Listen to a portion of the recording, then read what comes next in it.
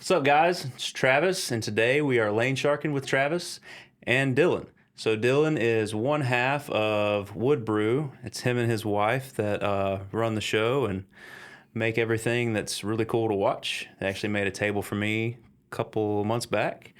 So we actually met you guys, 2 years ago now? Probably You something guys like reached out to us on Instagram. We got you set up with the Lane Shark.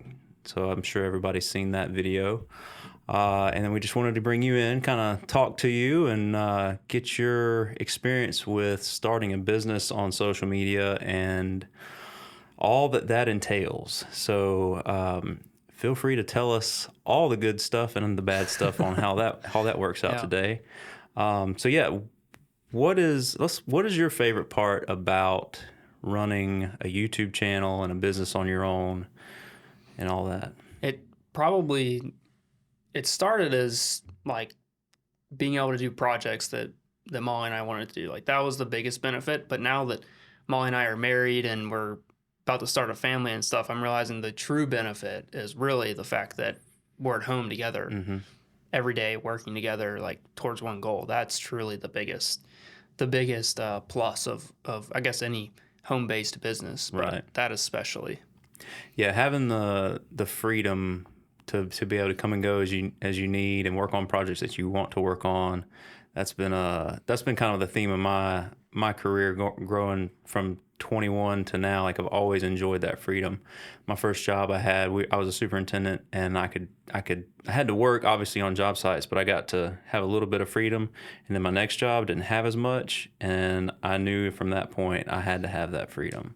Yeah. So like I cannot speak highly enough of not being tied to a desk all day every day. Yeah, the first job I ever had was woodworking in general, and I came into that job thinking that I was going to be doing furniture making and stuff. It kind of turned into more of a construction job, but I think the really frustrating part to me about working for somebody else was that I wasn't able to use my time best, or use my time in a way that I felt was best, and it was really both terrifying but also a huge relief when we actually decided to go for it and start doing it ourselves, because you have an unlimited amount of time to do things, so you tend to work, especially at the beginning, you tend to work basically every hour of every day because you can. And then there's like the burnout phase where you're like, oh, I don't want to do anything, and you realize you don't have to do anything. Right. And there's that phase where you're like, oh yeah, I could just sit here all day. So it is a roller coaster and battle to work for yourself, especially at home. Yeah, it takes a lot of discipline when you realize that moment. Whenever you get through that hell phase in the beginning, and you realize you could take your foot off the gas a little bit, and then you're like, man, I don't have to do anything today. Yep. But if I don't, then I'm screwing myself later.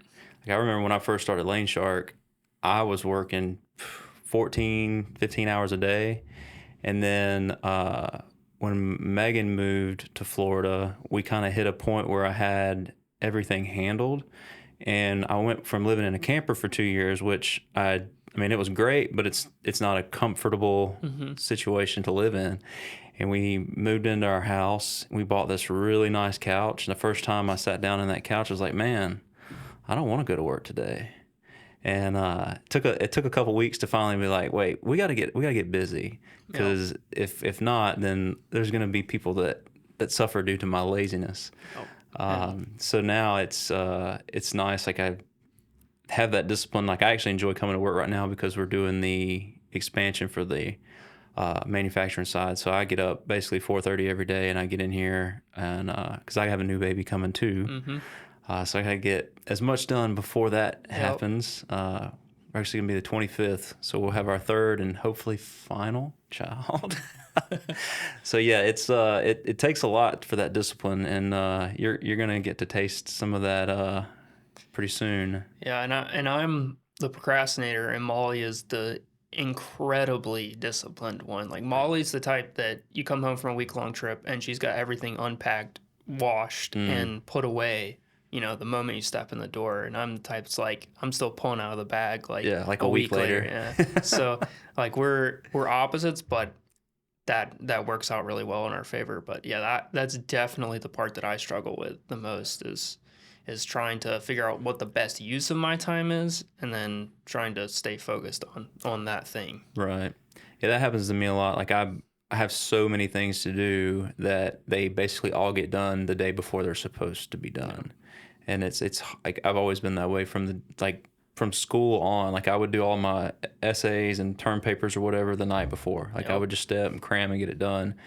And every year school would start, I'd be like, all right, this year I'm going to do, as soon as I get the assignment, I'm going to get it done. And then I'm not going to have to stress about it. But my brain is just like, no, I'm not even going to turn on until the day before. So I wish I had that side of Molly to just push me internally. Yeah, we met in high school, and so when I would study for a test or do something, I'm the same way. It'd either be the night before or literally I'd wake up at 3 a.m. And I'd be like splashing water on my face trying to cram for a test at 9. And meanwhile, she's like had the whole thing done like a week before. Yep. That's sleeping well. One of the worst things that I think about school though is because it kind of caters to it. For me, it catered to my ability to do that because most of school is just cramming, regurgitating it on a test, and then you don't have to worry about it again. No. So like even if I didn't really learn it, I could hold it long enough to test, pass it, and that was it. Like school, I never had like one of those teachers that really spoke to me that truly made me understand the importance of stuff.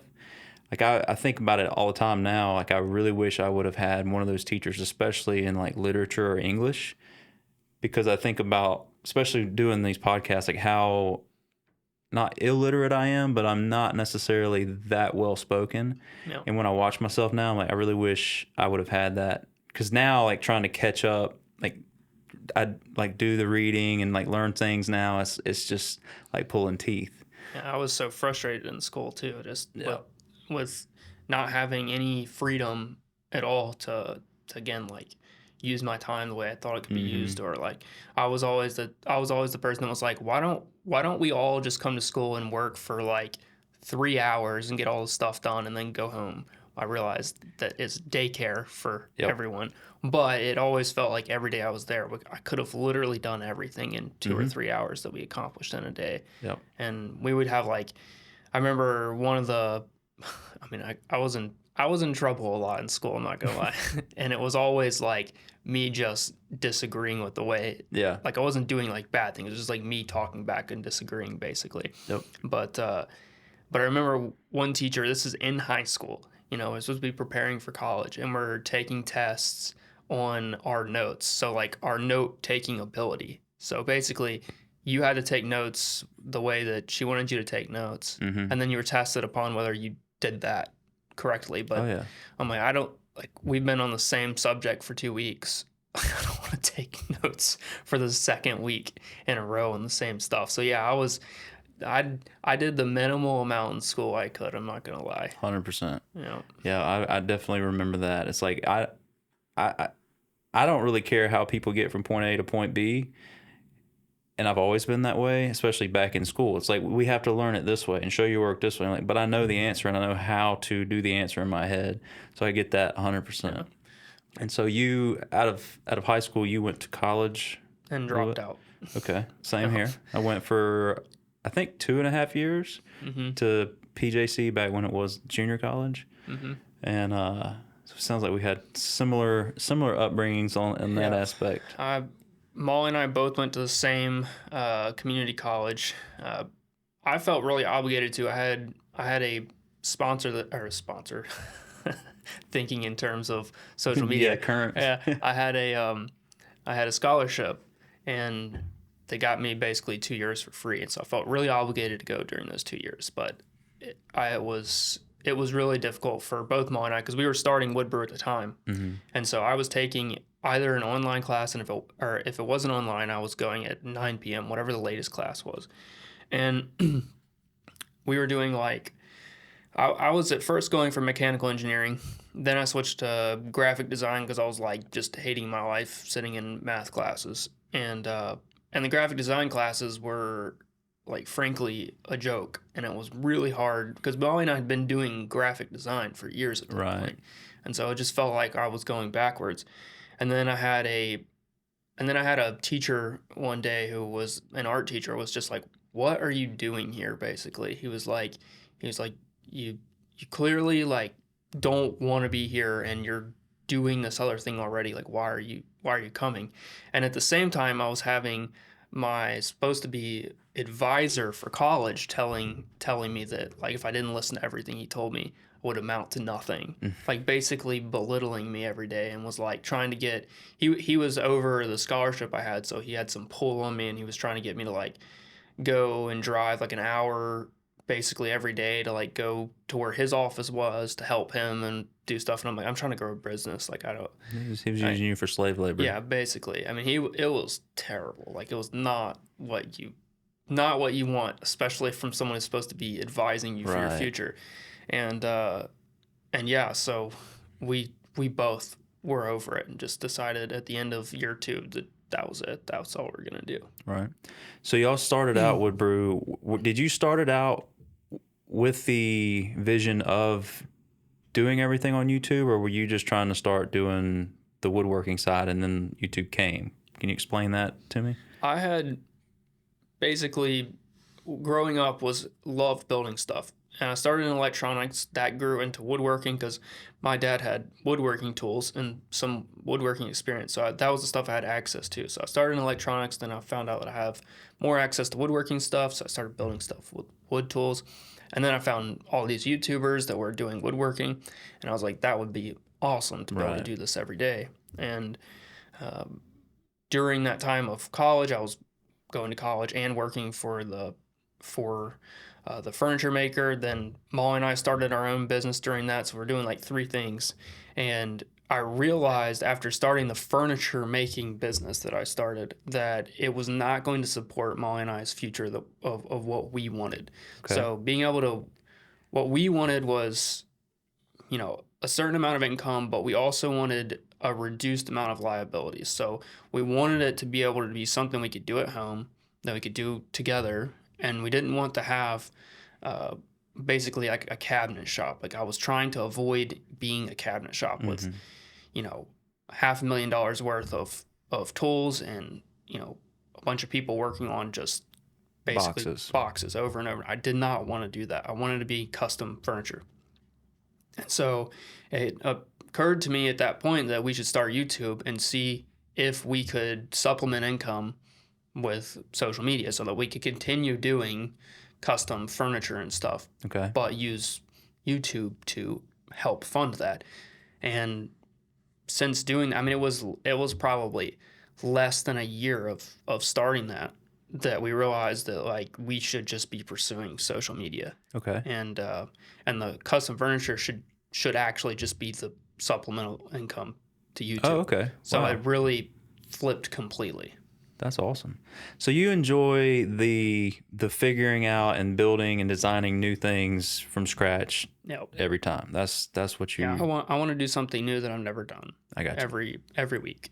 I'm Makes like sense. a lifelong learner, basically. Like, I want to try something new as often as possible. Like, I love change. I love trying things that would, I guess, make me uncomfortable trying to use or do or whatever. Things that probably may or may not work. I love those types of projects. Okay. That's yeah, I love learning new things, but like, and it's funny, like so you have YouTube as like your main source of income and you get to learn the new things on each project. Whereas like here we have the Lanesharks, like the LS3, the LS4 is like our main source of income, and then I get to try all my new projects and like trying to design new things. So that's interesting how it works really well like that. So how long do you think it took you once you started your channel? How long did it take for you to get an audience built up to where it could start supporting you? I like to preface this with, at the time, Molly and I were kids living at home. We did rent a commercial space during that time, so we had a little bit of rent. We actually used every dollar we had in our bank account to pay 1 month's rent. had no idea how we were going to pay the second months, and just basically went for it. But Leap in the net will yeah, appear. and it was one of those deals where all we had to do was make that rent payment and feed ourselves. Mm-hmm. You know, we both were fortunate enough to still have like our high school car that we got from our parents, and like we had basically, I don't know, 3 or 4 bills each, like very low cost of living. So we felt like at the time we could just do anything and go for everything. So it didn't take long to support that lifestyle. I would say it only took a few months to support that lifestyle. Wow. Yeah, it was almost instantaneous. Mostly because we were like forcing our way through it. So when we started, I think we probably made like 5 videos in maybe 5 weeks. And then we're like, this isn't going fast enough. And we made 30 videos in 30 days on our channel. Oh, wow. And that was 30 full projects. So we made a project a day for 30 days. And then also thought it was a good idea to have a vlog channel that was like behind the scenes. So we also made 30 videos in 30 days on that channel at the same time. So we made 60 videos in 30 days. That's And amazing. probably average length was like 10 to 20 minutes on both channels. So we were making 20 to 40 minutes of content every single day for 30 days in a row. And during that time, we landed our first sponsor. So Rockler Woodworking. I was reaching out to everyone. And at the time, it's funny to look back at because we had literally no audience. Like we might have had a few hundred subscribers, maybe at most like 600 or 800. It would be the most at that time. And I don't remember how many views we were getting, but not many. Right. And I was just reaching out to every single person I could think of, going on LinkedIn, trying to find contacts for people and just saying basically like, look, I realize we have no audience, but would you consider investing in us, basically? Yeah. And Rockler sent us basically their entire catalog of tools. So we went from having, and this is with virtually no audience. Right. We went from having like the most hand-me-down, whatever we could find cheapest tools from yard sales to having overnight almost like really nice stuff, basically. That's awesome. And that was like that was the aha moment for us, where we were like, oh wow, like this could actually be something. And they continued to be phenomenal supporters of our channel for years after that. Wow. But yeah, to answer your question shortly, it didn't take long for us to support that lifestyle. I would say it probably took 3 years to support like a grown up family lifestyle. Okay. It probably took 3 years. So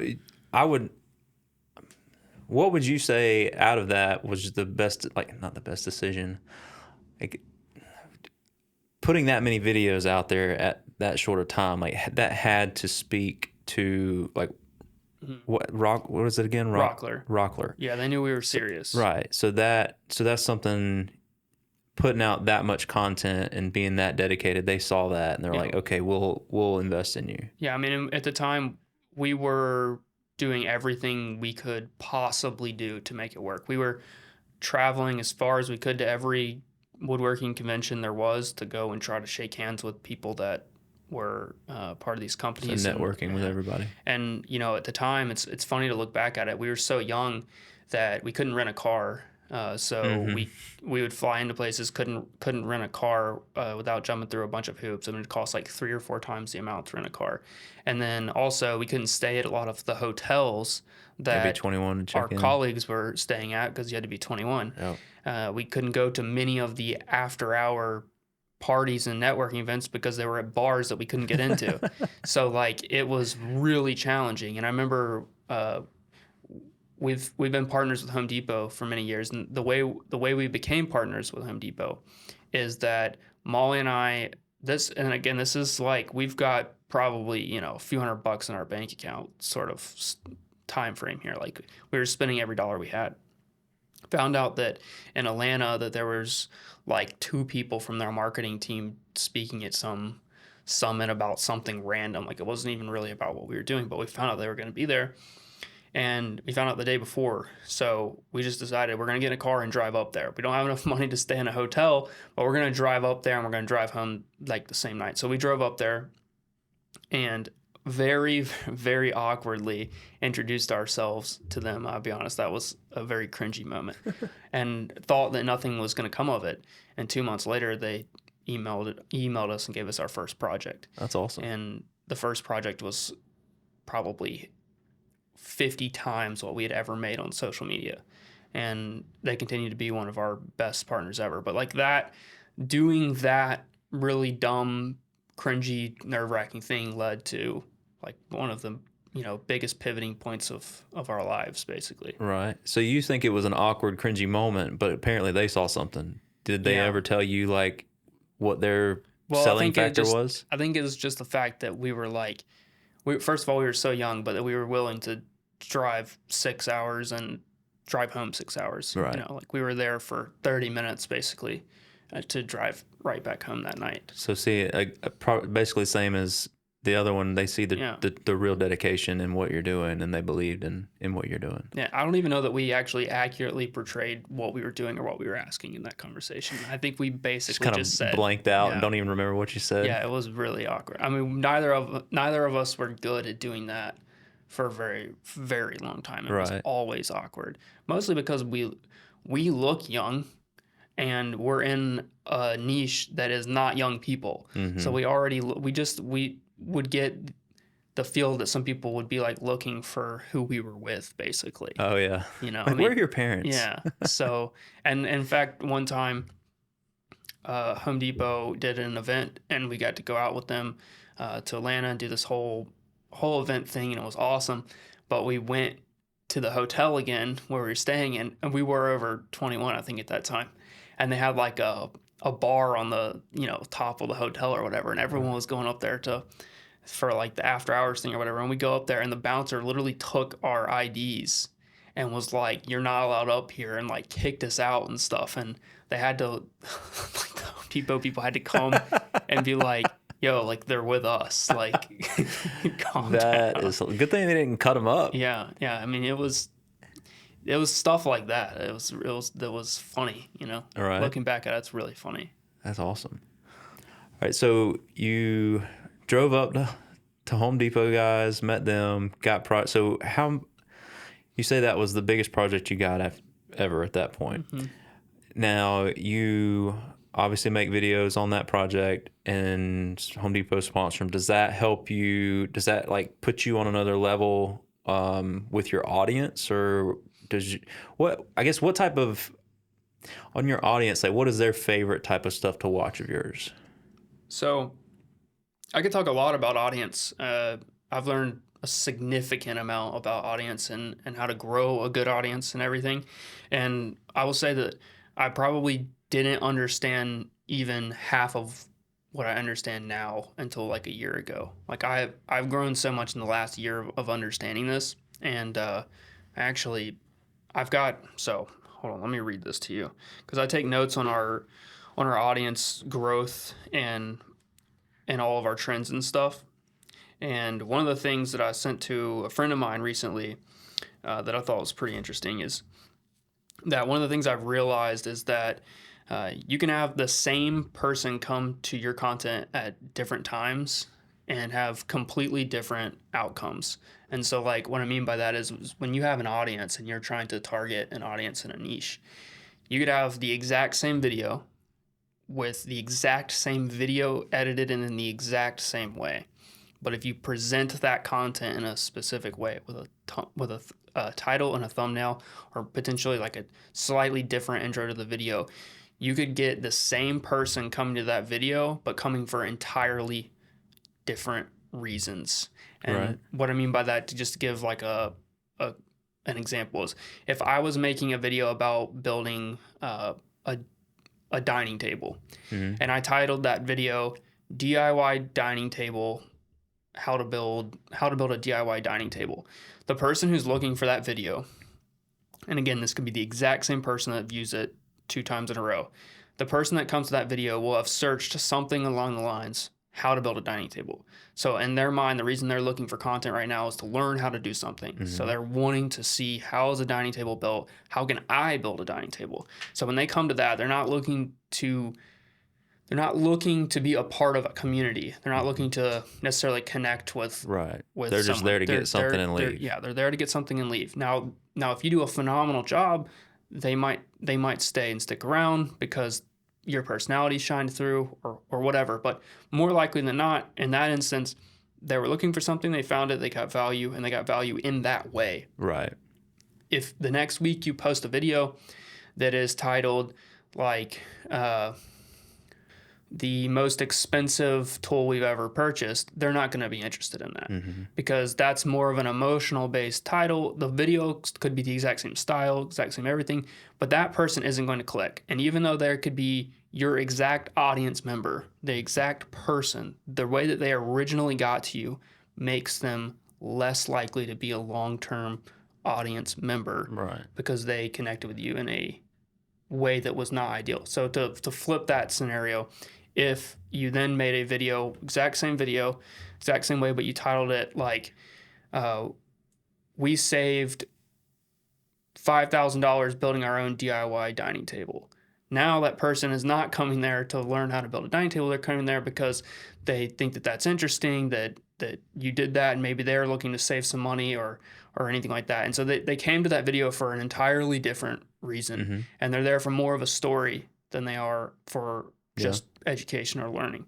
And so they might stick around more with content if that's the way your content aligns. So the thing that I've learned the most about audience recently is that even though you could be like in the correct niche, if you aren't niche enough with the way your content is created, it's the way it feels and looks, and the way your title and your thumbnail interact, then you could be interacting with people in conflicting Right. ways. And even though that person could be actually a really good person for your audience, you just reached them in the wrong way. And when they looked at the videos below that one, they didn't feel the same as the one that they came to, so they don't stick around. Right. So somebody comes for a community, and then you start posting DIY stuff with no real community feel, then they're gonna be.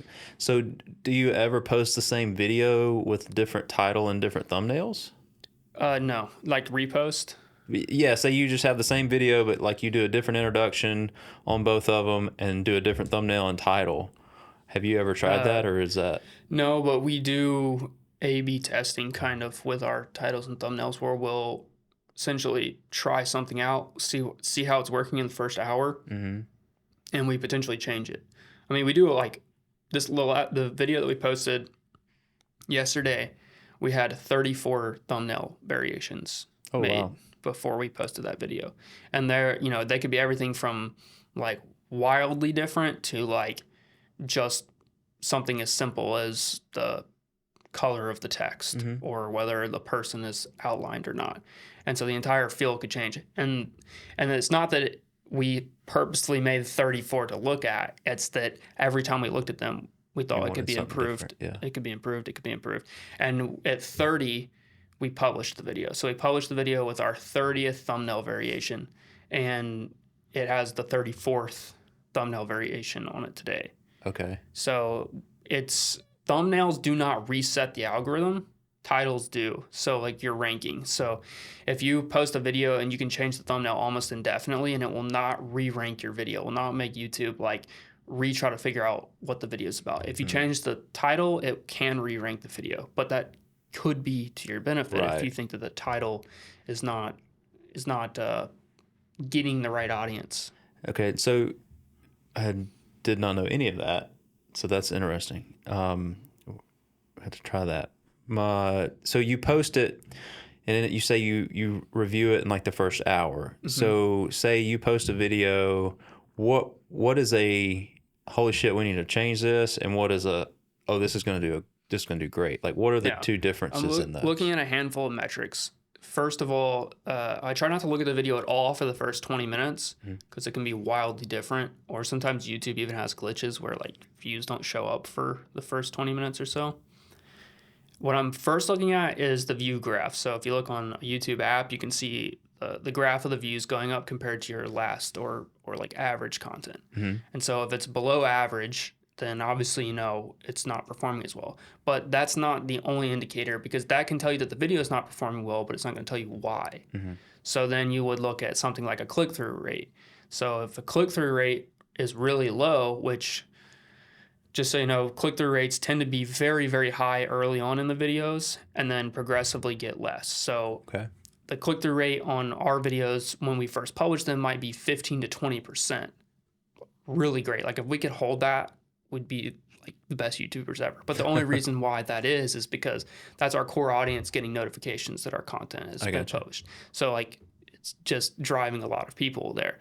But then as YouTube starts promoting it, they're giving more impressions. So they're sending more people to your content. And a lot of those people aren't in your actual audience. And so they may or may not click on it. And that's where you really start to see whether or not your click-through rate's good, is getting into an hour plus. Okay. Especially even days plus, is you'll see that click-through rate start to drop down, and the correlation between how many impressions the video is getting from YouTube suggesting it to what your actual click-through rate can tell you how well the video's performing as far as getting clicked on.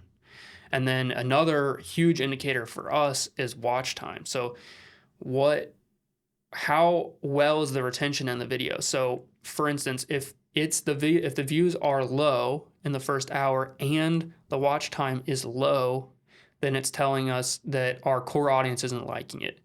Okay. And if our core audience isn't liking it, then YouTube isn't going to like it, because that's who they're looking at first. What did their core audience think of the video? Then we take that video and we push it to more people. So YouTube, like, let's just say it's not performing well with your core audience, YouTube might just push it to a handful of people. But if it's doing exceptionally well on your channel, then YouTube might push it to way more than normal people. So if we were to see that our watch time was low and our views were low, then we would say, it's probably a thumbnail title combination, and potentially even the project was off. So like the video concept, the video idea was off. But that doesn't mean that you can't fix that. That seems like something you can't fix. But just by changing the tone or feel of the thumbnail and title could change the way that, again, someone comes to your video. Right. Because 9 times out of 10, if they are the person that would like your video, they would like it if they watched it, but they just may not click on it because you've set the tone incorrectly with a thumbnail and title that doesn't speak to them. So by changing the thumbnail and the title, you may actually win some of those people in to watch your video that would love it. And so that's the first thing we look at. Then the other factor there is, again, the click-through rate. So maybe the click-through rate's really low. That's, again, an indicator that, the thumbnail and title aren't the best. Can you explain to me click-through rate again? So click-through rate is just simply like what percentage of the people that are shown your thumbnail actually click on it. Okay. All right. Yeah. So I would say like a phenomenal click rate a week after publishing would be anywhere near 10%. But in actuality, that's not actually the way it works, because if 10% of the people clicked through it on your own channel, then YouTube is going to just shove that thing out to as many people as possible, and your rate's going to drop. So like a lot of people will see a video that did well for them, but it only has like a 5% click-through rate, and they're like... so if they just like shoot it out to everybody, you're going to... That makes sense. I mean, it's good. If you ever see if you see a high view count video with a low click-through rate, then it just means that YouTube pushed it to a wider audience, which is really good for you. But if you're seeing consistent low click-through rates and average or less than average views, then you're not hitting your core audience. I got you. That's I did not know any of that. Yeah. Which Brandon studies that. I'm sure Brandon knows. But because when I started, like, I didn't really look at YouTube as anything for us, because when I started the Laneshark, it was all on Facebook. And so there for a while, I got really good at Facebook views and ads and everything. And then when 2020 happened, I turned a set of ads off the week before 15 days to slow the spread, and didn't run another ad for like a year and a half. But everybody was at home, so like they were on their computer, and we got busier than we could really keep up with. And so I got kind of out of touch with the ads, and then now everybody else runs it, so I don't run them. So I don't know the ins and outs of them, but it's very interesting stuff on the YouTube side, because we're all trying to grow that now. Yep. So I really appreciate all of that information. Yeah, having an audience is extraordinarily valuable. Right. Because they're there for a variety of reasons. And what's really interesting for me, and probably one of the things that I get the most like nerded out on, is looking through our analytics and trying to figure out ways to better connect with our audience and people. And you know, you can look at that from like an objective, just business standpoint, and you'll be incredibly successful. But what happens is some people get too analytical with it, and then their personality is clearly not Like not audience real. capture kind of Yeah, thing. like we could do a lot of things to try and like boost our numbers, but it would reduce our authenticity. So there's a balance. Right. Like if you just go completely based on numbers, you could definitely probably grow a little bit faster. But if you're not trying to work on truly being yourself, like the biggest piece of advice I could give for anyone wanting to be good on social media is be the like shower version of yourself. Like whatever the like singing in the shower weird version of yourself, do that, because the more real you are on social media, the better connection you're going to have with someone, and the least and the less audience you need to make a living with it, if that's your goal. So Right. if you have 10,000 incredibly dedicated, loyal audience members, it's going to be so much easier to monetize that in a real way than having 100,000 that just think like you do cool stuff. Yeah. So have you always been someone who likes to put yourself out there? Like that's one of the things that I struggle with is not letting people see the weirdness of me, and like I've always been very reserved. Like I don't even keep up with like my personal social media. Like I don't like people knowing anything about me, and it's really weird. Like people know more about me through Lanesharkin than my friends and family really lately, because I don't like for I'm just a very private person, and trying here recently to be more on camera and be myself is something that I kind of struggle with, and I don't really know why, but biggest what helped you? mistake is we ever made was that we did that for years, and biggest thing I regret without a doubt is not letting ourselves be who we are, Right. and also not talking about things that we actually believe in and care about,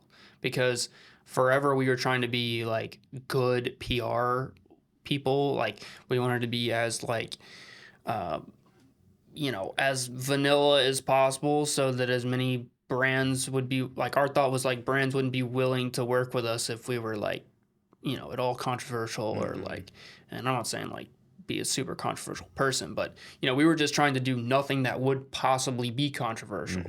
And it was the biggest mistake we ever made, because what ended up happening is that Molly and I got into a routine of, I would do all the projects and Molly would film them, because that was way more efficient, and we wouldn't interact much on camera, because like, you know, that's hard and uncomfortable and whatever, and feels like we're making it up or whatever, and that would allow us to get as much like completed projects as possible out to as many people as possible. And that was our thought process of that. Yeah.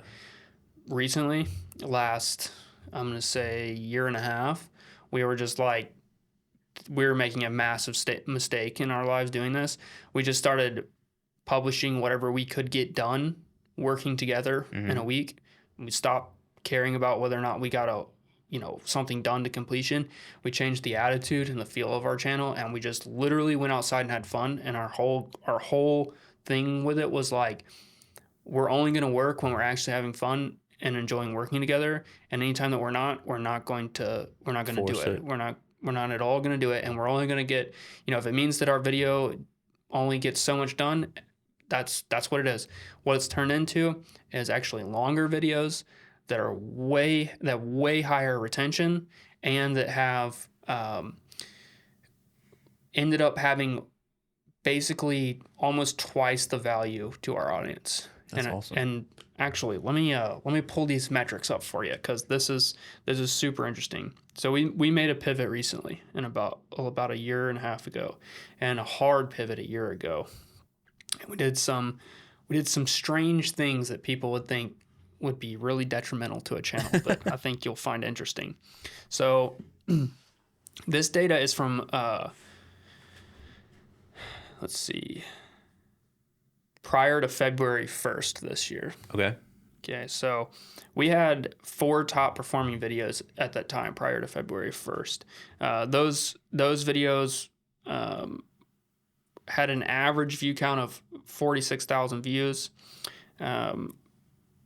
They were gaining us a subscriber every 296 views, which is an interesting metric. So every 296 views, we would get a subscriber.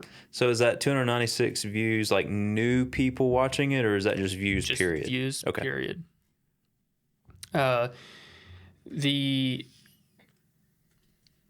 average view duration, 3 minutes, 54 seconds. That's a 23% average view duration on those videos. The impressions were almost 600,000 impressions per video, so YouTube was pushing them. The revenue, the RPM, so this is revenue per milli, and milli stands for 1,000. So as the revenue we earned per 1,000 views, Okay. was $7.36. Okay. Since doing that, I've unlisted 3 of the 4 of those videos. They are no longer on our channel. We lost about 2 million views or something like that from those videos. And the reason I did that goes to the reason that I was talking about earlier, that they were attracting the right people for the wrong reasons. Okay. So they were videos that I tried changing the thumbnail and title to before unlisting them, trying to get a different group of people to come in. But what I was finding in analytics was that the people that were coming in were not staying. So they were there for a specific type of content, but they weren't there for the new content that we were making. They were not helping us grow anymore. And it was doing a disservice to them because I thought they could actually get way more value or enjoyment or entertainment out of our new content, but we unfortunately attracted them for the wrong reason with those videos. Okay. And there's a lot of nuance in that. But to show you the results of that, the 10 videos we published after doing that, looking at the same, nothing had changed about our channel, just unlisted those videos, and we published 10 more after. The average view count of those videos, 131,000, the average view count of those was 13,000, so significantly less than the first ones. The average view count of the others were 46,000. Right. So substantially less views. Feeling like we're going backwards, feels bad. However, some interesting things started happening with the other data. So with these videos, every 214 views, we converted into a subscriber. And it was 296. It was 296. And it goes on and on and on. And the key takeaways. And so that tells you, sorry to interrupt, that tells you that you're attracting the right people because less people watch it, you get more. Okay. So the key takeaways from that is the new video views were down 71%. So our new content was a 71% decline from the old, which is scary. However, 27% more people were subscribing to our channel, watching the new content. The watch time, this is the crazy thing, the watch time was up 115%. Oh, wow. Which resulted in 43% more revenue per view. So because people were watching more than twice as long, we were getting 43% more revenue per video, even with 71% less views. That's awesome. So it's not all about numbers and views and all that. It's a huge part of it is how your audience is actually interacting with that content as to how it ends up actually working. And so when we did that, one of the things that was so interesting to me about that is YouTube started pushing our content 65% less than those last videos. And that was the reason why I wanted to unlist them, because what was happening is that YouTube was dedicating all its resources to these top 4 videos. Every month it was just shoving more and more and more impressions at these top 4 videos that were performing well. They were performing well from strictly like a view standpoint and a revenue standpoint. In fact, we lost from those 3 or 4 videos that I enlisted, we lost like $700 or $800 a month in AdSense from unlisting those like immediately. So it was not insignificant.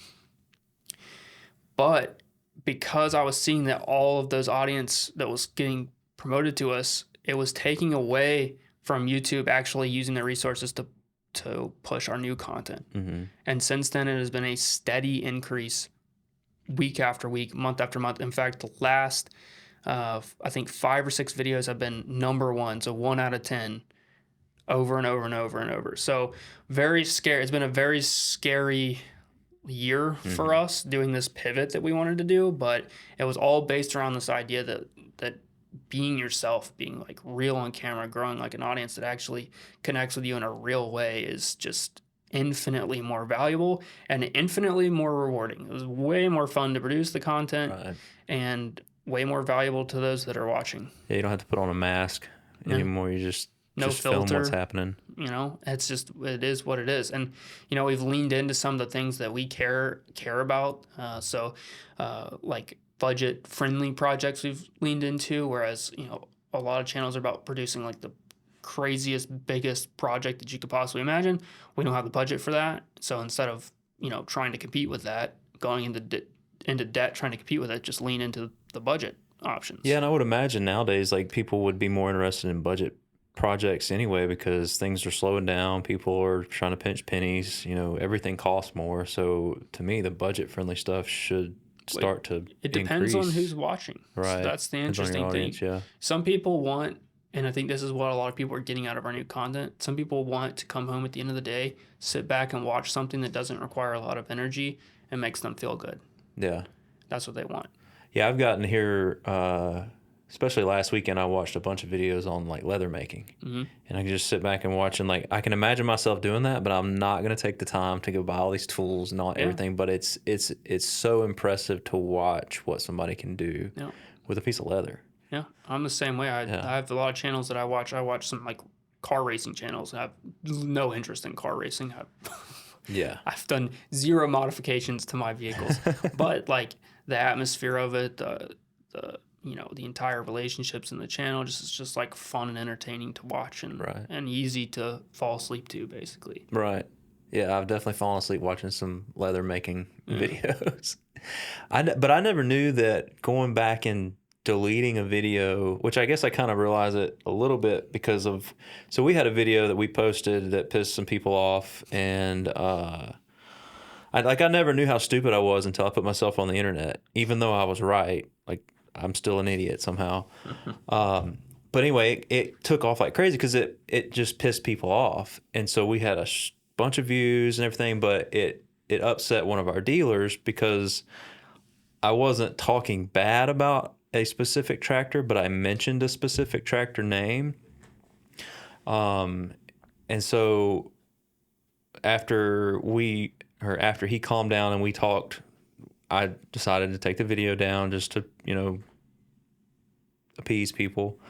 And then Brandon's like been upset because our view count, like all of our stuff, and I didn't understand that. So I didn't know that deleting a video would change anything. No. And so we still have to go back and reshoot that video in a little bit more politically correct way, I guess, because it is true. Like some tractors, you cannot lift and curl the bucket at the same time.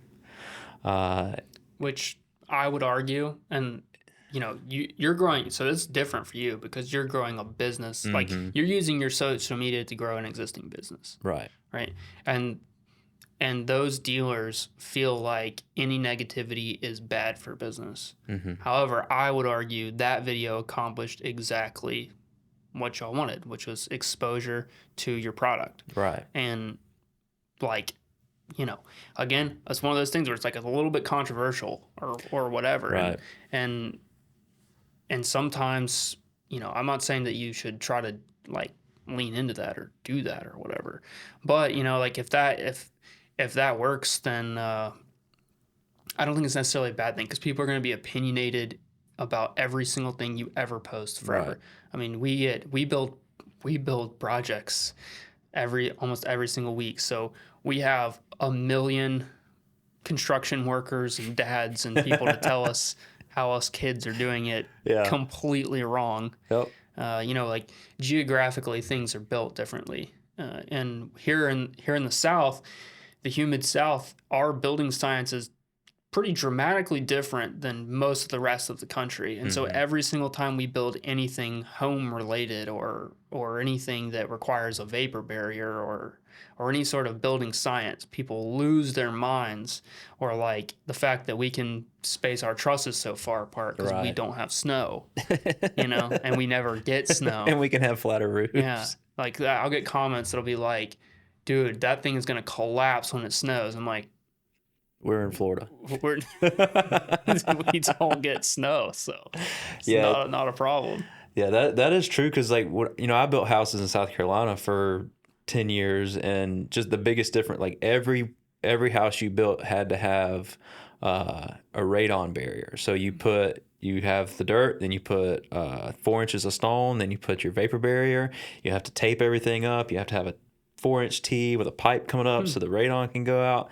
And I remember whenever I built my house here, like the slab guys went to prep it. I'm like, what do y'all do? Like, where's the stone?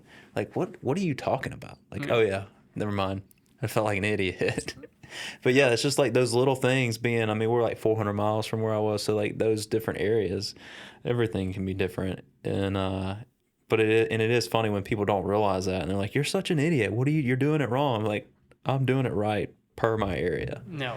But yeah, I got to get some T-shirts made that said I never knew how stupid I was till I put myself on the internet.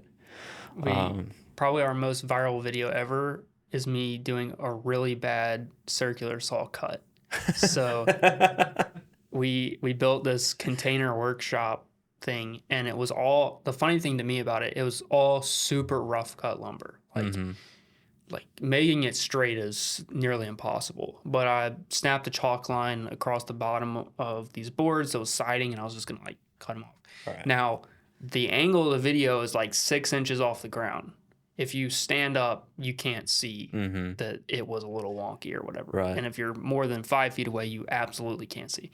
But because of the angle of the video, it's not straight, and people lost their minds. I think it has like well over 4 million views. Really? Yeah, of Maybe that. you should cut stuff crooked more often. Yeah, that's what I'm saying. So we some of our friends that do this, we were talking to them recently, and they had a funny way of saying it that sometimes it's worth putting a comment trap in a video, which is like something where you thought about like correcting people like in advance, where you're like, oh yeah, I know people are gonna like say something about this, just leave it in there anyway. Yep. Yeah, we used to mess around with that when I was building houses. When I worked for a certain company, we had a QC guy that would come in, and he would go through the whole house, and we would always joke about like, we just go into the garage, kick a hole in the wall, and then let him come in. That way he would focus on that and miss all the other stuff, like if you had anything else. Yeah. We would always joke about that. His name was James, and he was, oh man, he was rough. Like we had minors and majors. So if there was like a scuff on the wall, you'd get like a point off, and we got scored like out of 100. And if you had anything that was like out of plumb, out of level, anything that was crooked, or like a truss that wasn't supported right, which that's a major thing, but you'd have as a major, like that was his thing, and you would get like 10 points off. And anytime you had a major, it went directly to the owner of the company. And the owner of the company was, he was cool as shit. He took care of me and loved me to death, but he was mean. And if you got a major, you were not having a good week. Like your whole week was gone. But yeah, so all that to say, the comment trap makes sense.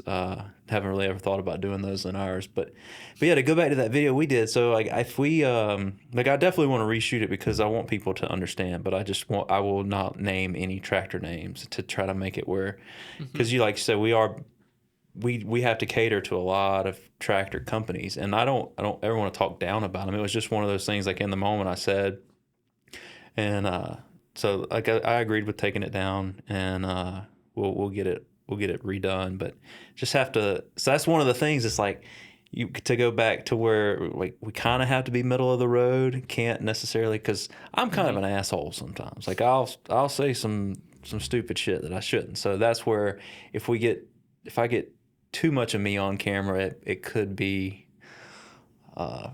frustrating to people.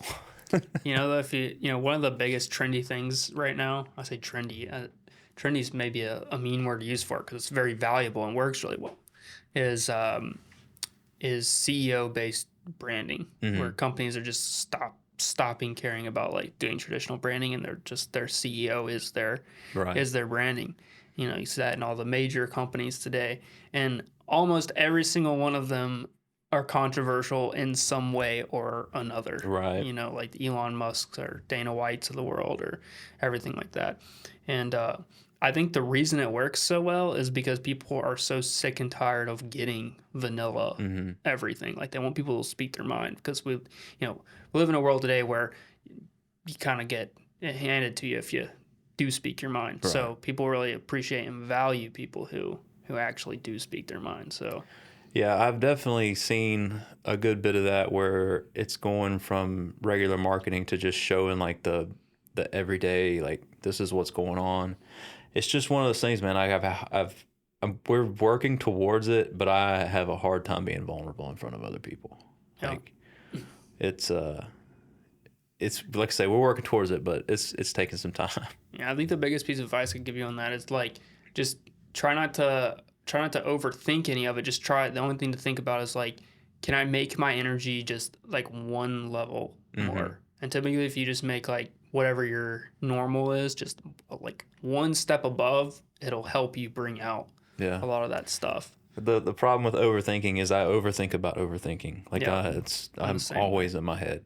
Yeah. And that's one of like the bad things. Like I'm glad we were able to just start and just everything's flowed very well today. Like, but if I sit here and try to think about what I'm gonna say, like I'll just like lock up. My brain just it stops. It's like, no, I'm not gonna work for you today. Like I was always so awkward in like social settings. That's why like whenever I was in my 20s, I went out and drank so much because like I needed some sort of like social lubricant. Yeah. If I'm not with people that I'm comfortable with, it's hard for me to like just even think of stuff to say. Yeah. Like it's just gone. I can talk business. I can talk like something that I'm interested in nonstop to anybody who will listen. That is one thing. Like if it's about work, Yeah.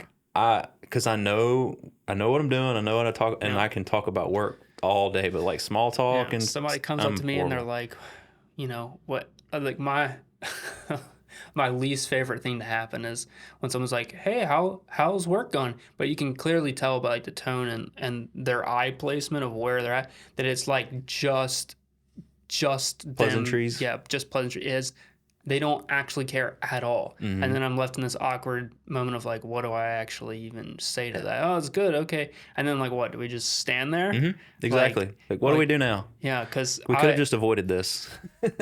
I have this funny thing that some of my closest friends will be like, oh, don't get Dylan started, because like if we're in a social setting, I'll be sitting there just completely silent, but someone will bring up some topic that I'm actually interested in, and then like I'll dive down that topic, but then it's clear that like they were only interested in the surface level of that topic, and I'm like, oh, now what? Yeah, that happens to me. Like like you were saying, you'll notice they're not really interested. Like it usually takes me a couple minutes. Like if I really want to talk, like it takes me a couple minutes to realize, oh, okay, you didn't really ask because you wanted to know. You were just trying to do this Southern thing where we have to be exchange pleasantries. Like if you're gonna ask me a question, like let's talk about it. Yeah. If not, let's just hey, bye. That's what I prefer. Yep. Molly and I are definitely the party avoiders for sure. We prefer a night at home versus going out anywhere. So. That's me and Megan, man. We which we have 2 kids now, and but it's like COVID happened. We were already kind of homebodies, and COVID happened, so we stayed home, and then we had kids, and so we stay home, and like we go do stuff with them, but we don't like. We hardly ever hang out. Yeah. Like, and then a couple weekends ago, we had a slip and slide party at the house for the boys. So then we got to have adults over, and so that was nice. But yeah, we generally just hang out with each other, and us come to work, and that's about it. Yeah, Molly and I are incredibly frugal personally. We've had this rule for a long time that we only allow our personal spending to get. Basically, the way we say it is like we can't spend more than what we feel comfortable we could go get a job doing like within a month's time, because we're like spending a lot of money in the business to grow the business, and like we for the last probably 3 or 4 years have like stopped investing in our retirement and just poured everything into growing our business because we realized like if we live the same thought process as like your average financial advice that we were following forever, that like it was not going to benefit us as much as just like being all in on the business. But we made a goal for ourselves that if we were going to be all in on the business, we needed to keep our personal finances under check so that we felt like if things did go bad, that we would be able to recover really easily. Right. We could turn that tap off. But that has led us to also avoid all going out sort of things so that we can keep our expenses low. Because I get that. I have so many friends that are like, I don't know where my money goes. I'm like, dude, you spent like 4 times what we spent on food and entertainment this month. Yeah, I definitely fell into that trap when I was younger because I made really good money at an early age, and my spending went right up with my income.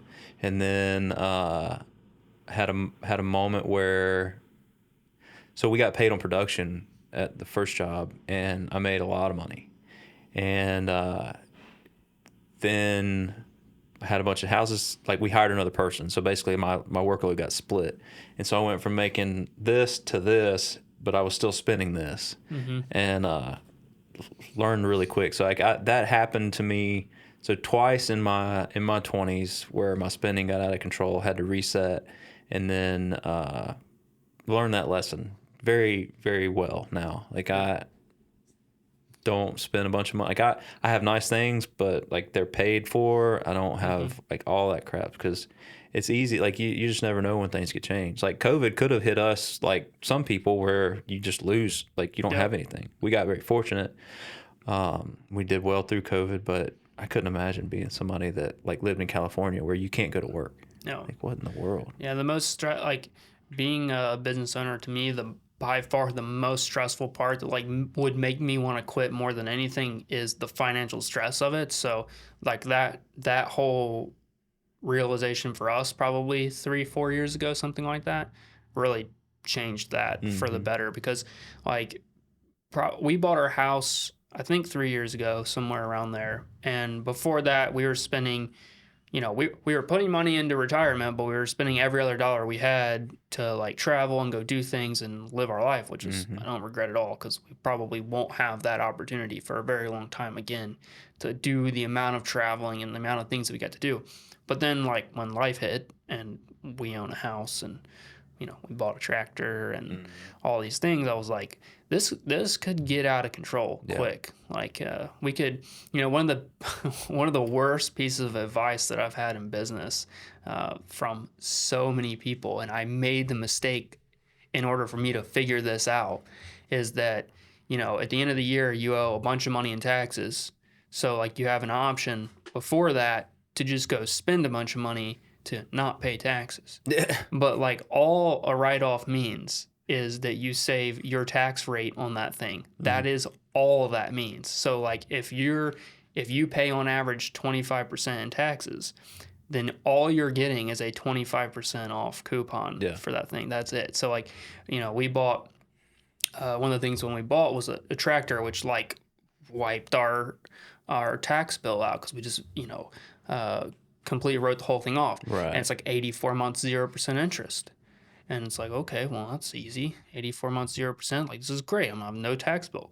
Well, the next year, you're still paying that payment out of the same money that your earned income that you're having to pay taxes on, but you're not getting to write any of that off. Yep. So when you do that it usually takes people a few years. Thankfully, it took us 1 year for us to realize that.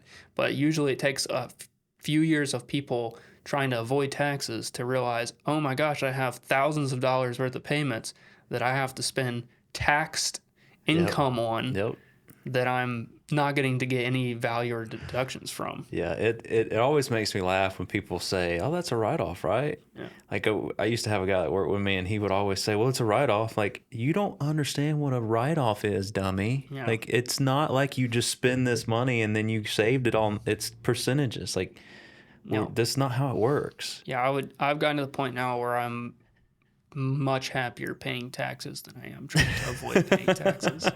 Like, I have this whole system set up where, have you ever heard of profit first? I've heard that, but I don't know the philosophy. Yeah, so it's been a pretty big game changer in our business finances. Profit First is it's an entire book, and to be honest with you, I've never actually read the book. I've had a colleague who was really into it. Yeah, I skimmed the Cliff Notes. Right. He explained it all to me. It made a lot of sense, and I went with it. I get you. But basically, you set up percentages for every dollar that comes into your business, and there's ways to automate this. But for us, the way it works is, and I'm probably going to screw these percentages up. So if they don't equal 100%, then sorry. But we can't math around here. It's so for us, 5% of every dollar that comes into the business is what we call profit. That's basically money that usually stays in the business account, at least some extra fluff. Then 15% of every dollar that comes in goes to paying taxes.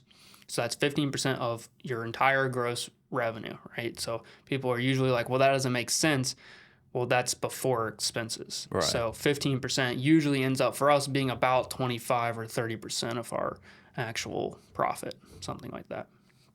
50% of every dollar goes into our personal bank account. So 50% of every dollar the business makes is like had its taxes paid on and like we can use personally. And then 30 something percent, whatever it is business OPEX, which is operating expenses. So we run our business that way, where it's, percentage based. We have 30 something percent to go towards all business operations. We can spend freely in that 30%. We can do whatever we want with it. 50% goes to us personally, and then 15% to taxes and 5% to profit. It's worked really well for us from the tax perspective, mostly, because I just put it in an ally account that's earning 4 something percent and just forget about it until tax season. In fact, last year, interesting thing. I'm super into this. This may be some bad advice for some people, but could be good advice. Do not take financial advice from me. I try to. Yeah, we are not financial advisors. I try to game the system as much as possible. So if you own a business, you're supposed to pay estimated taxes, quarterly taxes. Depends on how you're structured as to how that all works out. We pay quarterly estimated taxes. If you don't pay those quarterly estimated taxes, you pay a penalty. But the penalty was like really small percentage-wise. It was a very small percent. So I decided that it was more worthwhile this last year to pay the penalty and to put the money into an interest-earning account. So basically we had our taxes in a 4.5% earning account all year long. Then at the end of the year, instead of paying our taxes with that, we paid them with a 0% interest credit card for 18 months. So we opened a 0% for 18 months credit card to pay the taxes with. While you're earning the interest on your... To keep the money for 18 more months in the interest earning account. And then it's got auto draft payments for that credit card, minimum amounts, whatever it is, out of that account so that it's fully hands off.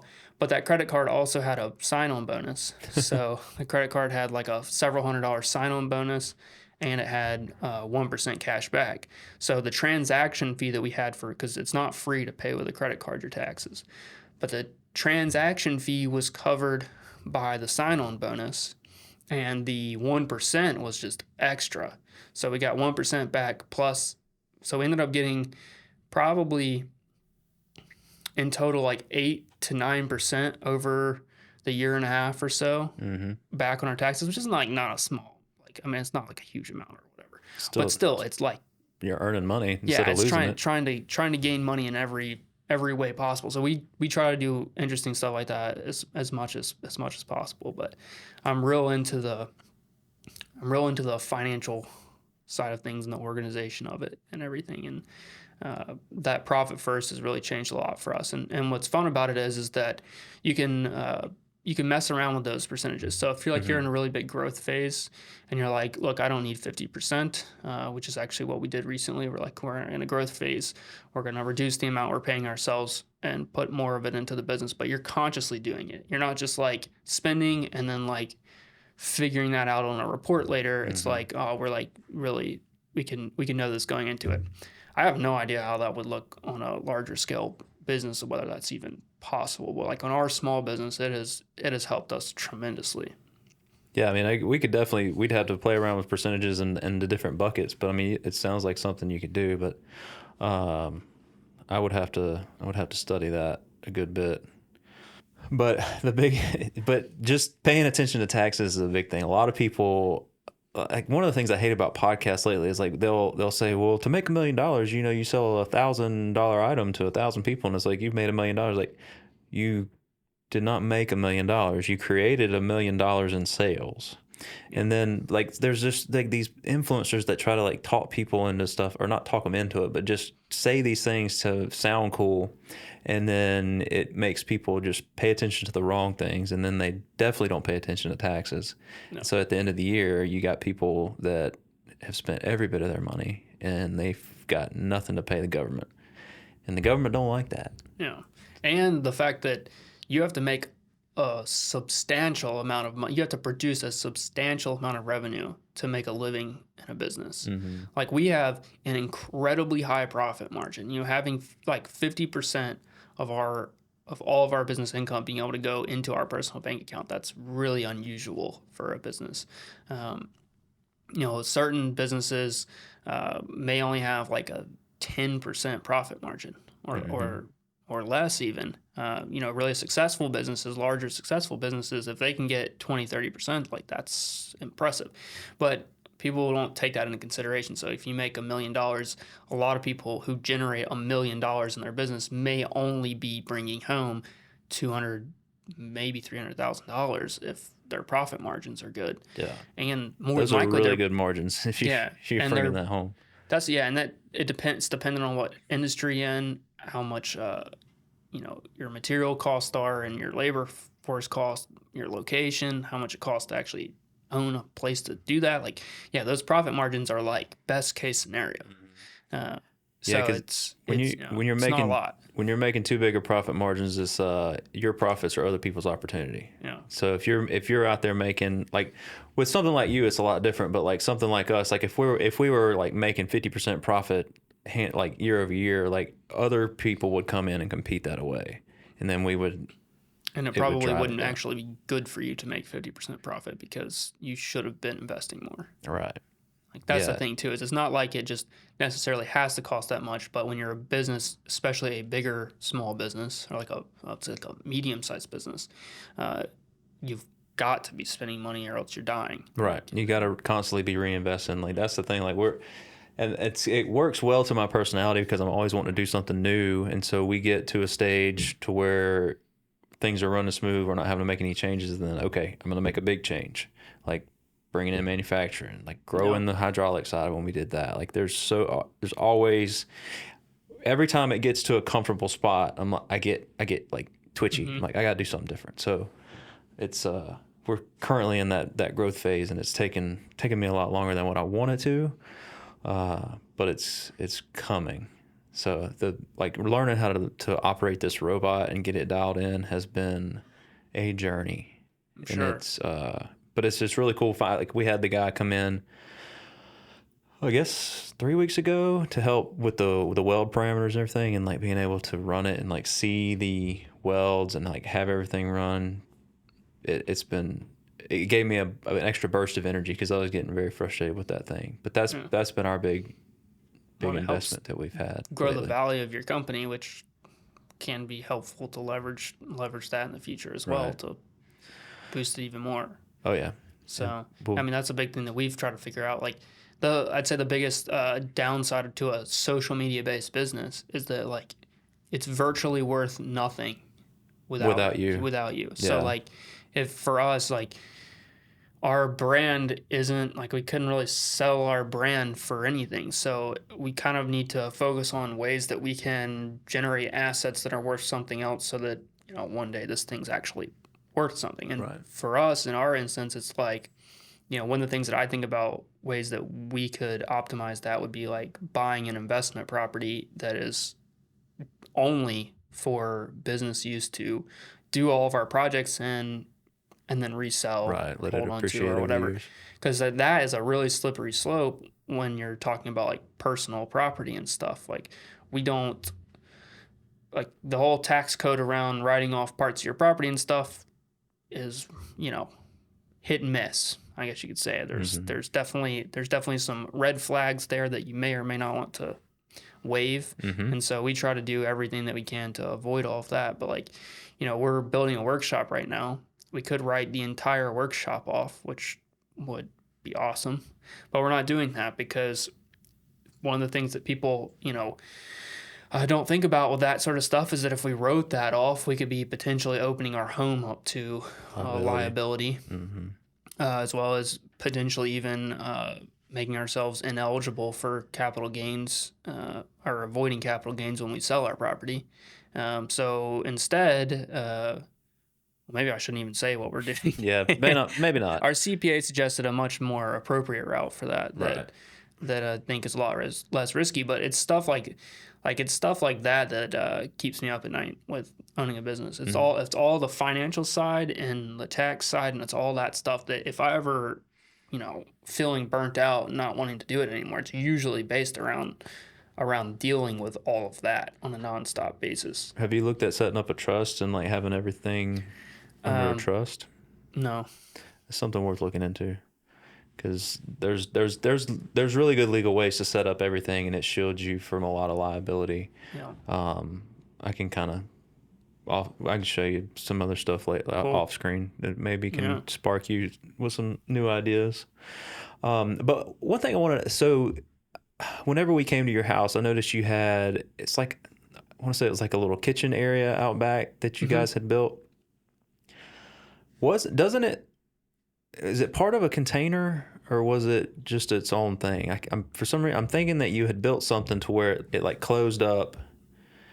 Yeah, so we have that's actually one of the videos we unlisted. Okay. So that thing, we built a grill station. It's not a part of a container, but it's basically like a small shed. It's like maybe 2 feet by 8 feet, something like that. But it's got doors that open, like barn doors on the lower that open, and then a big door that swings up. So it creates, when you open it, it's got like a small kitchen area in it with a smoker grill to the left. So it's basically like an outdoor kitchen that kind of opens up but takes up a small footprint. Right. So as you were talking a minute ago, I was thinking, would you be able to like build something like that, like multiples of them, and just close them up and ship them off to people? Like that could be something. Thought a lot about it. So we sell plans for it. Okay. Digital plans have been a huge part of our revenue stream. I say a huge part, not necessarily a huge percentage part, but a huge part of our like passive income strategy. So one of the things that we try to do is on bigger projects, create a digital PDF plan that people can buy. They usually range from anywhere from $10 to $50. But the cool thing about that is that once we make them, because woodworking is something that doesn't like change that much, styles change a little bit, but like tools don't really revolutionize or materials or things. We don't have to make a lot of changes. So like a lot of people that build courses and things, they're having to update them frequently to match whatever they're teaching. So one of the really cool things about that is that plans that we sold that we made and started selling in 2016 when we started our business still sell today. Yeah. And we've done no updating to them, and there's virtually no support involved because it's a checkout e-delivery, and it's very, very rare that we have any problems or have to deal with customer support there. But like during COVID, we could have stopped working and done nothing just because a hammock stand plan went nuts during COVID and like made us more money than we've made on all of our plans combined over all the years we made on one plan during COVID.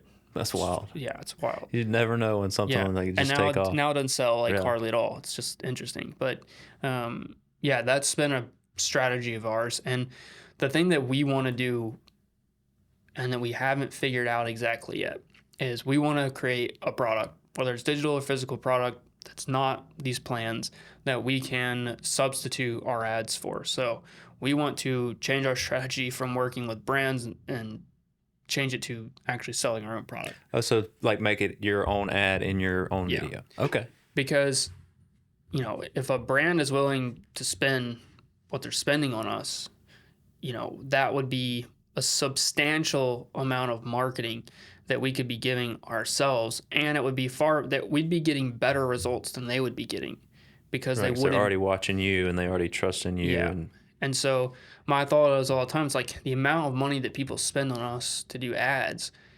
What if we were just they have to be, it has to be converting into sales, right? So like it has to make sense. They're not just doing it just to do it. mm-hmm. And when you think about those numbers and you think about what that conversion probably has to be in revenue or sales for that to make sense for them, it's like more money than we make Yeah. is what they're likely making off of us. Like one ad for them probably is generating more than we make on that video that we made that week. Right. And so it would be very advantageous for us to figure out a way to do that. And it would be better for our audience because they're not having to listen to a bunch of ads every time. There'd be a lot more easy to like integrate them in natural ways. We wouldn't have to listen to like go through corporate ad cues and do things the way that they want us to do them. So yeah, it's been something we've thought about a lot about, but one of the things that I can't avoid, but I'm tried to avoid for probably too long, is just keeping our overhead as low as possible. Mm-hmm. And the idea of like having to have either people working at our house or to get a separate commercial space, it's just this whole thing. And I'm like, Yeah, that was a big thing for me when I first started Laneshark, because at first we built a, I don't know, 50 or 100, I think, the first year. And I would come up here, get the metal cut, have it broke. I used my buddy Daniel's garage, and then we got our manufacturer involved. So basically, I had no overhead, had no office, didn't have anybody working for me. It was just these people did this. I would put them together, deliver them, and then had one person come work with me, and was like, okay, that's going to be it. No overhead. And then here we are, have 2 buildings, like 15 people working for us. It takes a special moment to where you're just like, you know what, okay, I got to do it. And then but you do have to watch out because they can get out of hand. Like you can be like, well, I can hire this person to do this, and I can hire this. You keep that mindset, but just know that like to grow, you will have to get some really overhead. Good other people. And my biggest thing, I was talking to Molly about this the other day. I was like, and this is probably really dumb of me to think this way. This is probably one of the things that's overthinking it. But my thought has always been like, I'll hire someone when I can afford to hire someone that's really good. And that, like, I'm terrified to just like what I feel like would be really challenging, and I'm sure you've dealt with this, is like investing a lot of money into somebody, even if they don't cost a lot, but not being able to spend enough on them to where they'll stay with you. Right? Like I always have felt like to find people who would take this seriously and like really want to actually be a part of something and grow it or whatever, I would need to pay them really well for them to want to stick around to do it. And so that's been my hang up. And I think it's probably not actually realistic. I think there's probably a lot of stuff that I could be hiring out that I'm overlooking. Yeah, and plus people, like if you find the right, like I've been very fortunate to find the right people at the right times, but you find the right person that understands like, hey, like I really like hiring people that are kind of green with whatever I'm hiring them for, because I can teach them how I want things done. And they see that they're going to grow with the company's going to grow, and then their value will be, they will get their value out of it. So just finding the right person that believes in you, like you believe in them, and then the rest, it works itself out. That is one thing that I've been, like this last weekend, kind of trying to figure out. Like basically everybody I hire, they know how to do their thing, but there's a lot that they have to learn from me about how I want it done. And with the fab shop, like I've gotten to the point now, I think I'm going to have to stop hiring people that are just green and teaching them what I know, because I'm getting to the point where I don't know enough. And so I've got a guy that, like, I need to reach out to him that's been in fabrication for a while. And like, it's almost like I'm afraid to have somebody come in and that knows more than me and like tell me I'm a dumbass, like I'm doing all this wrong. But I just got to get to the point where like I got to get people in here, because it's just getting to be a lot. Yeah. So it's tough, but you find the right person and it'll work itself out. It's something that we need we need to invest more time into. I feel like that is that's a really big opportunity for us. I mean, right now I don't need to, because I think the biggest thing for us is to be intentionally focused on this pivot that I was talking about and executing that really well, and reestablishing ourselves in the direction we really want to be going. Because I tend to get pulled in way too many ways that is detrimental to the company. But after that, when things are established, I think that should be our sole focus, is figuring out a way to start growing it. Because the wild thing is that I already own basically a production shop. Like, I already own all the tools and the space for someone to be producing a product hands off, and I don't need access to that stuff to make my videos. That's the crazy thing, is that I rarely actually have to be in the shop to do a project. Like, I'm taking those tools somewhere to do something. Right. And if I am in there, I can do it on the weekends or whatever. So, like, it's wild to me that we've spent all these years building up a shop that gets used very little, and that if we could figure out a way to create a product, I would really like a product that's wood related, because I actually enjoy the production part of that and helping optimize all of that. I know a lot about it already, and I have the CNCs and the tools to do it at scale. Do you have one in mind already, or are you still trying to come up with something? No, I've had ideas of things, but nothing's been just like, that's the thing. And I also want to not, I don't want to get into the trap of like thinking that I can do a bunch of stuff. So like, I want to figure out something that makes a lot of sense, whether it's like a small line of things or just one singular thing, and just do that and hit the market capacity of that thing, and then do something else. Because if I actually start that, I'll be trying to get wholesale stuff the next day and try to like figure out how to build this entire online retail store. Like, it'll get out of hand instantly. Yeah, it can definitely get out of hand. Like, we have our Shopify store, and it's like, I don't know how many different part numbers we have, and like it can easily get out of hand. But that's a different animal. Like, but it blows me away. Like, when you look at TikTok, sometimes like there'll be somebody that posts one video and then they just blow up with that product. It's and it'll be like the most random thing. So like, it's definitely, the possibility is there. Like, once you figure out the one that you want to make, like, I'm sure you could easily hit. I mean, the wild thing is that we're reaching, hundreds of thousands of people a month, and we're selling access to that hundreds of thousands of niche people. But I don't think we're taking even remotely. I mean, I know people personally who are in similar sizes, or even some that are a bit smaller, that make double what we make, because they built their entire social media business around a product. And their only goal with social media is to sell that product. It's like the singular goal of social media. And that can be extraordinarily powerful if you have that established.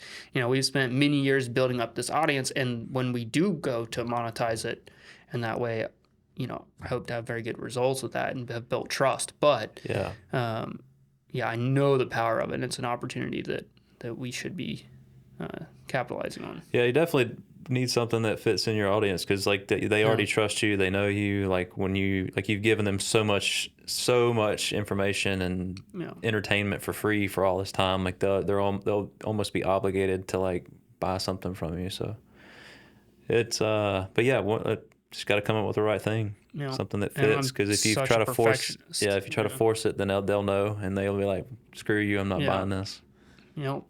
Yeah, being a perfectionist can definitely get in the way of yourself. Like, what is it? Perfect is the enemy of good.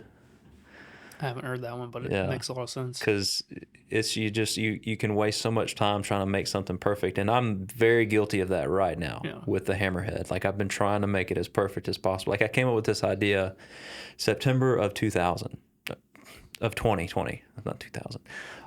So almost 4 years ago is when I came up with the concept for this one, and like, I keep building it and changing it and building it and changing it, and now like basically I guess the beginning of this year is whenever I said, all right, this is it. And now we got the robots and all the production. But it's very easy to just constantly want to update it and change it and make it better and better and better. But then you just never move forward. So Yeah. just And you gotta, feel like you're doing a service to your customers by like, trying to make the absolute best product ever. yep.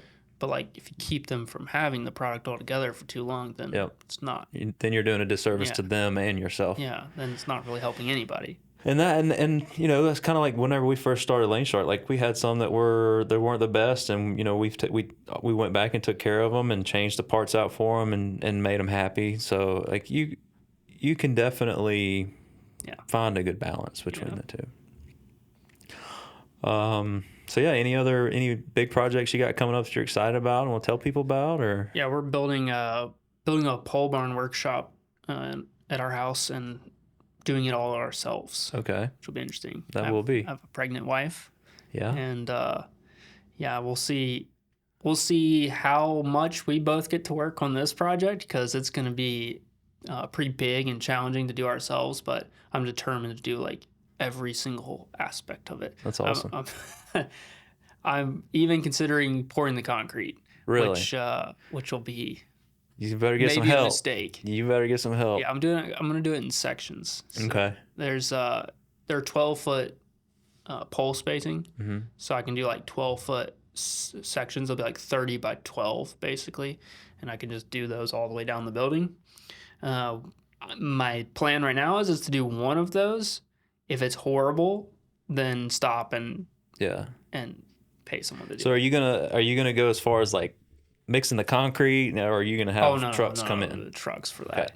But I got, when this whole project started, I was supposed to be being able to do this project without any plans and basically no permitting. Mm-hmm. But of course, our unzoned property that we bought, because it was unzoned, people have exploded in the area, and they decided to put some what they call light zoning involved. Right. And so now we had to go through the zoning department to get it approved. They didn't let us put it in the front of our house, which seems dumb to have it in the front of your house. I understand, but we have 5 acres. Yeah, the way your house is set up, it'd be fine. Yeah, so I wanted it perpendicular to my house, so when you pull in the driveway, you would pull into it. And the whole point of that was that like we probably aren't going to be in that house forever, and I wanted to create like a really nice like 4 or 5 car garage instead of just like a big metal building in the backyard for resale value, basically.